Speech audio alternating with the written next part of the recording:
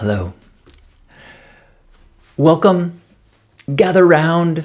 It is time for Hug Nation Live. I've been going through some archives, and Hug Nation has been going for 24 years. It used to be a weekly broadcast, and now it is a daily broadcast. What? Oh, you know what I didn't do? Oh, I think it's too late. Let me see if it's too late.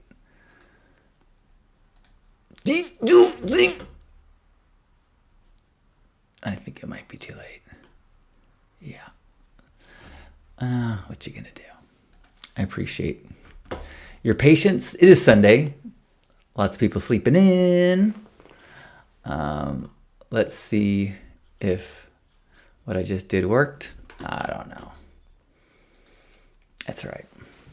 If you were here, say hello. For example, Gerbot just said hello. Good morning, Gerbot. Happy Sunday to you. Hopefully your weekend has been filled with relaxation and inspiration and connection and all the shuns. Except eradication. Unless we're talking about a rash, in which case I wish for you the eradication of your flaky itching. I'm projecting anything that's going on in my body. Okay, I am a little bit. Good morning, Juan. Good morning. Happy Sunday. I'm in a good mood today. Had some strong coffee. I have some friends coming over for brunch shortly. And which is good because I scheduled friends to come over because Lisa is gone for the week.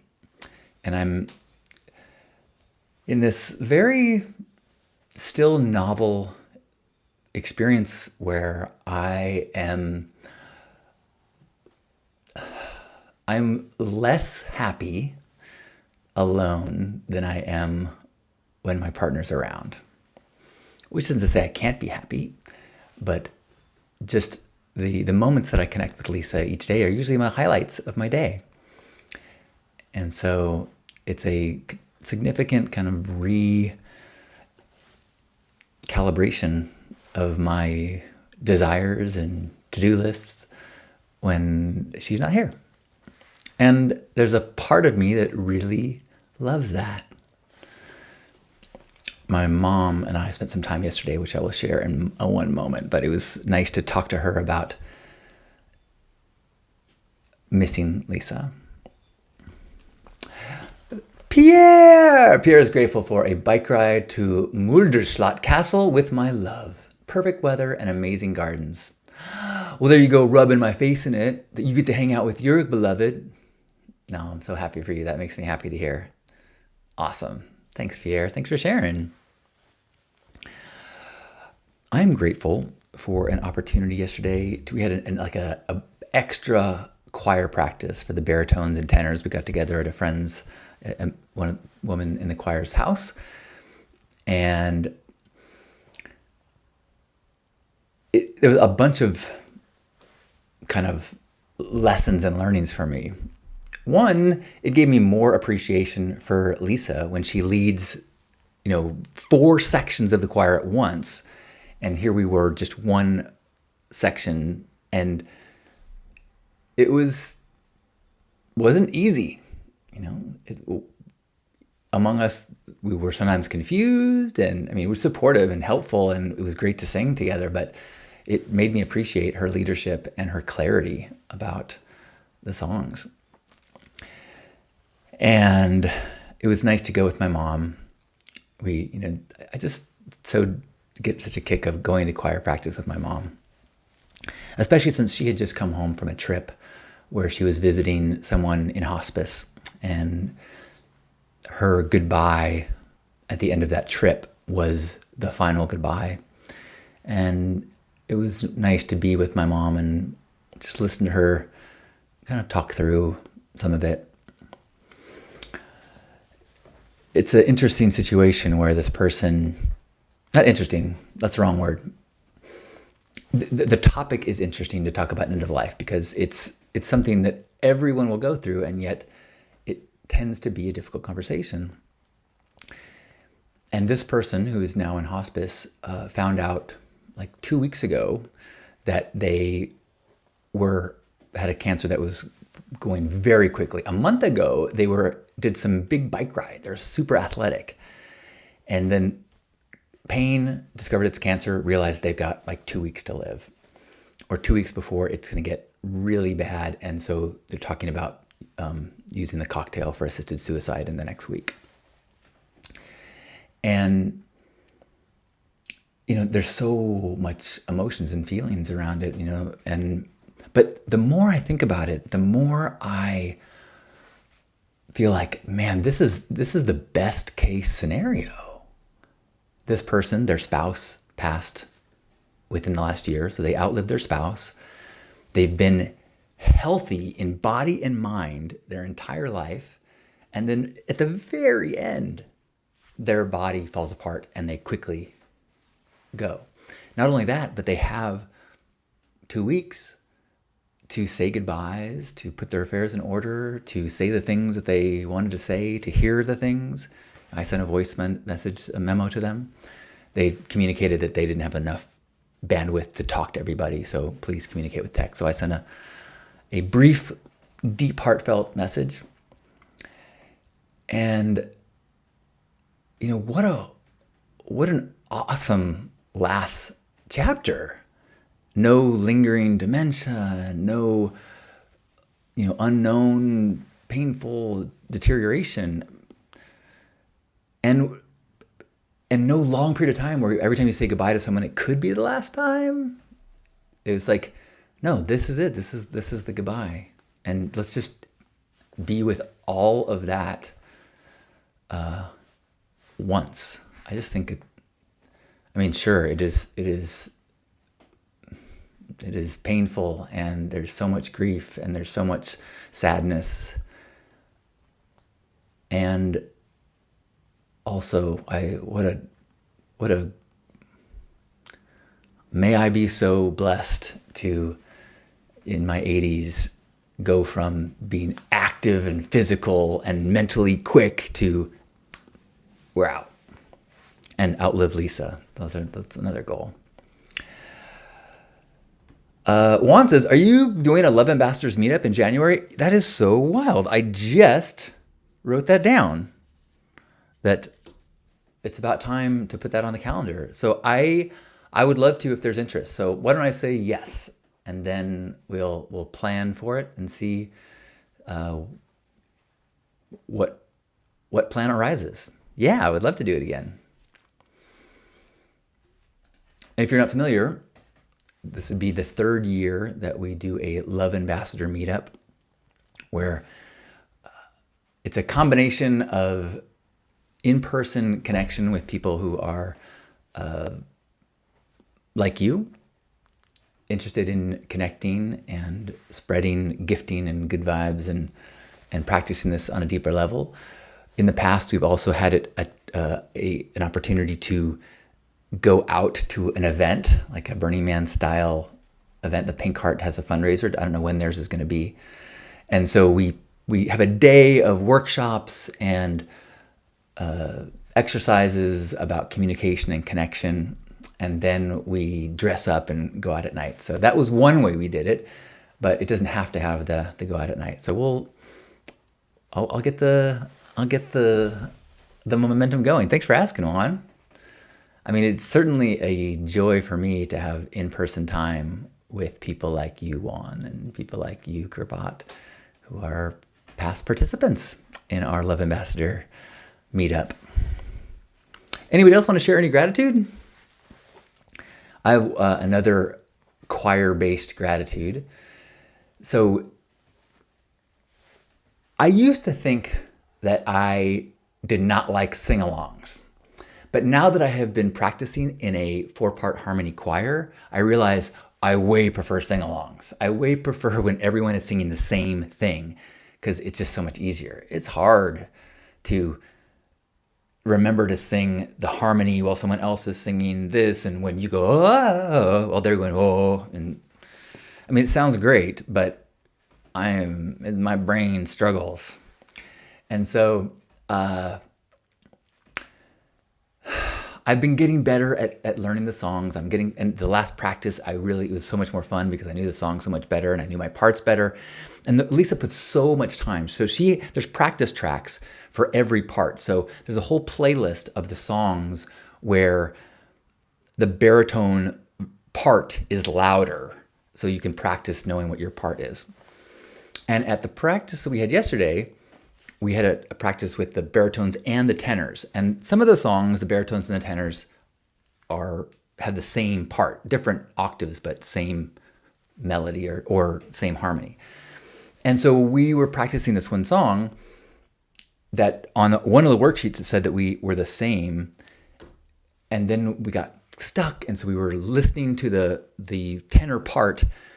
And I was thinking to myself, I don't think I have this right. So I'm going to just listen because what they're singing is different than what I've been practicing, at least in my mind. And a part of me was like, maybe our parts aren't supposed to be the same. Maybe we're listening to the tenor thing and maybe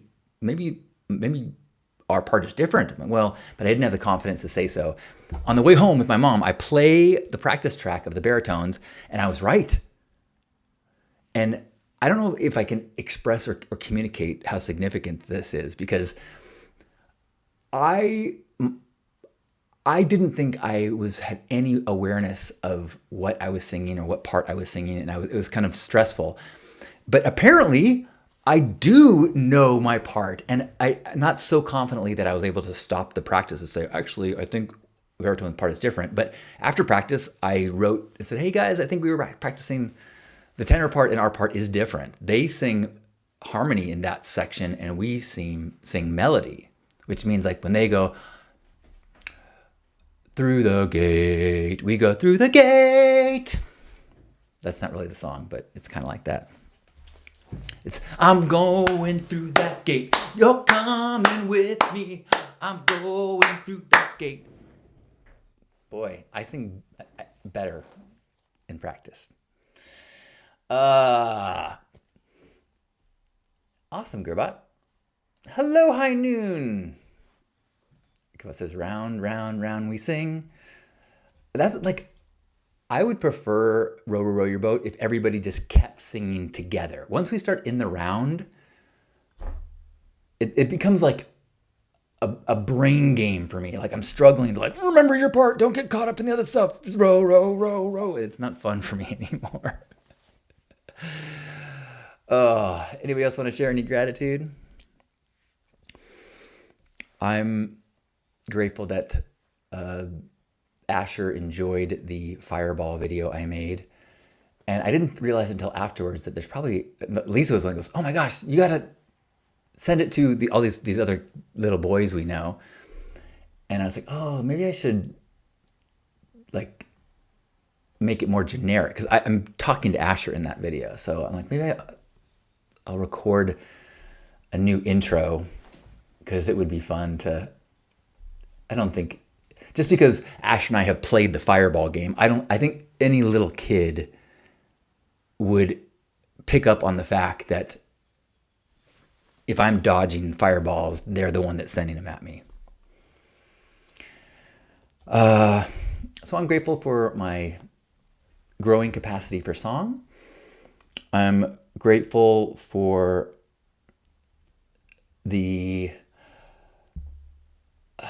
I've got a new computer coming this week, and I'm very excited about that. I've been having some challenges with pushing my MacBook Air with multiple monitors, and I've got kind of this big piece of equipment, and then I've got this piece of software, but the software keeps crashing. That puts it onto the multiple. Natively, the Mac Air cannot run to multiple monitors. So I'm excited to get a computer that is built to run multiple monitors. And in the process of getting ready for that, I've been going through some old footage, and I found some great old Grandpa Caleb footage and old like Hug Nation lectures, talks. I used to do Hug Nation once a week, and I would kind of prepare a talk rather than just kind of this more rambly. And so I've got these old, like really fun to listen to talks with a theme, like integrity or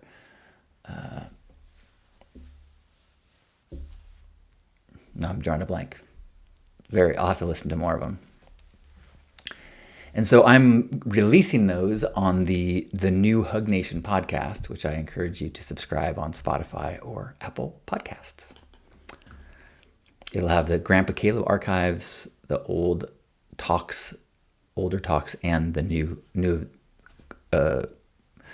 archives from these broadcasts. Gerbot is grateful for my regular Sunday family Zoom coming up next and for good health. Huzzah. Yay for family. Yeah. Spending time I'm going to see my brother today, which I'm very excited about.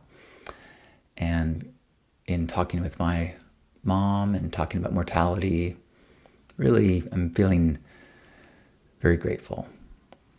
Very grateful. I'm also grateful for a TV show that I kind of binged the last week, which it was called The After Party. I think it's on Apple Plus. It has a bunch of actors that I have since really become a fan of. Like if you've watched Detroiters, which now I'm blanking on the two actors' names, but one of them is kind of the main character of The After Party, and he's great and really I think he's very funny.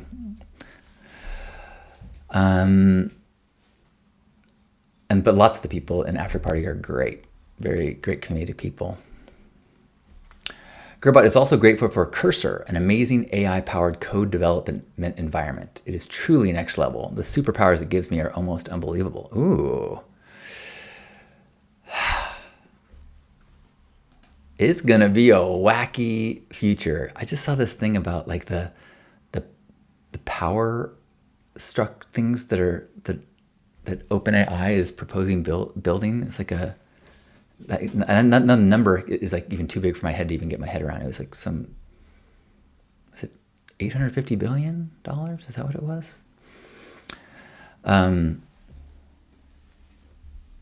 Whew. I'm grateful for this moment. I'm grateful for letting go of expectations. I'm grateful for faith and trust in something divine where my responsibility is not to control the future, but to heal myself and to live in a way that I am proud of the person that I am. And I think that's kind of the one of the grounding, comforting things about this practice of gratitude and being a love ambassador is that it's less about what do we need to do and more about who do we need to be. And there's so many things we don't have control over, but we do have control over who we are and how we show up and the efforts we put into healing the parts of ourselves that get in the way, the traumas that make us reactive, the old wounds or the old patterns that steer us into behaviors that could be unskilled. So that is something we can do. And as we practice that, we spread ripples in the world that are beneficial. And just trust. Whew. Sometimes that ain't easy. Yes, and, says High Noon. Yes, and. Gerbot says, love the serenity prayer. God, grant me the serenity to accept the things I cannot change, the courage to change the things I can, and the wisdom to know the difference. Yeah, that's an important one. Well, I think we should have a hug and then spread goodness into the world today. You up for that? Let's do it. Let's do it. Is there anything else that I wanted to share? Wherever you are, give yourself a big old squeeze, appreciating this moment, appreciating the opportunity to be connected and to connect and to be reminded of our intertwined lives and our potential for being permissionaries in the world, for the potential for us to spread ripples in teeny tiny ways and untold ways. So let's really put effort into being the kind of person that allows us to feel good about the way we show up in the world, and trust that if we are that version of ourselves, that all will be as they should be. So let's feel connected to one another as we take a deep breath in and squeeze. On behalf of Grandpa Caleb and all of you beautiful people, thanks for being a love ambassador and being here. I love you. Happy Sunday, Dawn. And on my wall, I've been moving this picture around. This is Grandpa Caleb and this is Janus.